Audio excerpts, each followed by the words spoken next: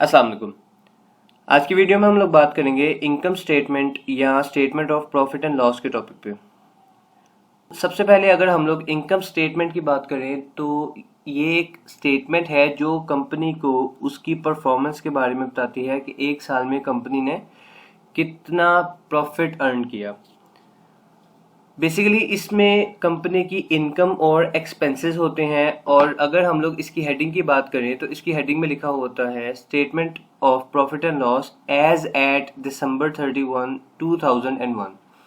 तो अगर हम लोग इसके एज एट को समझने की कोशिश करें तो एज एट इसमें यूं इसलिए लिखा जाता है क्योंकि इसके अंदर जो डाटा प्रोवाइड किया जाता है वो एक स्पेसिफिक ईयर का होता है। फॉर एग्जाम्पल यहाँ पर लिखा हुआ है एज एट दिसंबर 31, 2000x1। तो इसका मतलब है कि इस स्टेटमेंट में जो भी डाटा प्रोवाइड किया जाएगा वो डाटा दिसंबर 31, 2000x1 से रिलेटेड होगा। इसके अंदर किसी भी दूसरे साल का डाटा प्रोवाइड नहीं किया जाएगा। अगर हम लोग इस स्टेटमेंट के कंपोनेंट्स की बात करें तो इस स्टेटमेंट का सबसे पहला कंपोनेंट है सेल, यानी कि एक कंपनी ने अपने कोर बिजनेस से, अपने मेन बिजनेस से कितने की सेल्स की, कितना रेवेन्यू जनरेट किया।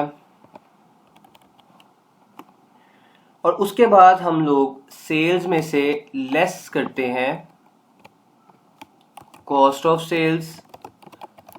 Cost of sales basically production से रिलेटेड, जिसमें आपका आता है material related cost, labour related cost और फैक्ट्री ओवरहेड की कॉस्ट।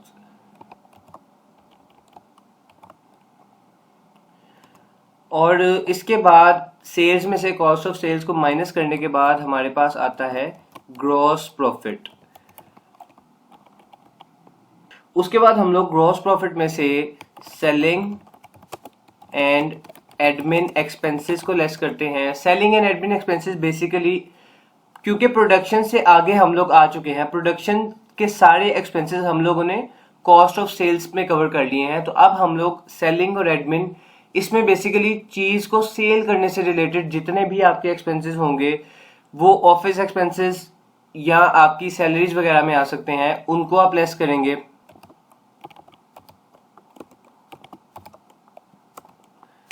देन आप लोग लेस करेंगे मार्केटिंग एंड एडवर्टाइजिंग एक्सपेंसेस। ये एक्सपेंसेस भी सेलिंग से रिलेटेड ही हैं, इसलिए हम लोग इनको भी लेस करेंगे। इसके बाद हमारे पास ऑपरेटिंग प्रॉफिट आ जाएगा। ऑपरेटिंग प्रॉफिट को हम लोग पीबीआईटी या EBIT, profit before interest and tax, या earning before interest and tax भी कह सकते हैं। देन इसमें आप ऐड करेंगे अगर कंपनी की कोई अदर इनकम है तो।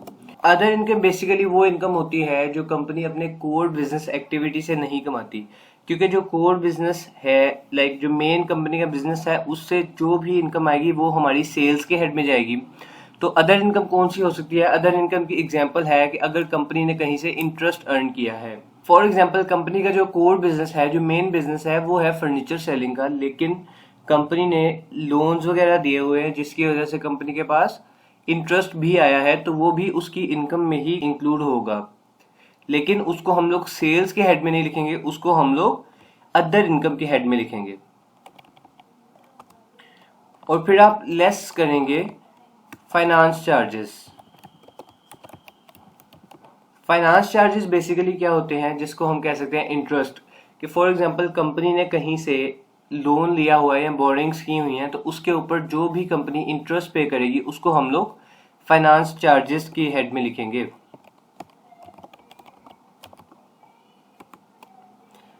और इसके बाद हमारे पास जो फिगर आएगी वो होगी पीबीटी या ईबीटी, मतलब प्रॉफिट बिफोर टैक्स और अर्निंग बिफोर टैक्स।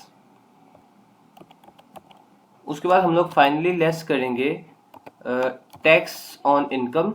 जो भी आपका टैक्स होगा प्रॉफिट बिफोर टैक्स पे, वो हम लोग इसमें से लेस करेंगे। और इसमें जो फाइनल हमारे पास फिगर आएगी वो होगी नेट प्रॉफिट, या इसको हम लोग नेट इनकम भी कह सकते हैं। जो बेसिकली हमें ये बताती है कि कंपनी ने एक साल में नेट टोटल कितना पैसा अर्न किया सारे एक्सपेंसेस को पे आउट करने के बाद। तो होपफुली आपको इस कॉन्सेप्ट की समझ आई होगी, और अगर वीडियो की समझ आई है तो लाइक करें, कमेंट करें, शेयर करें, चैनल को सब्सक्राइब करें। Thank you so much for watching. अल्लाह हाफिज़।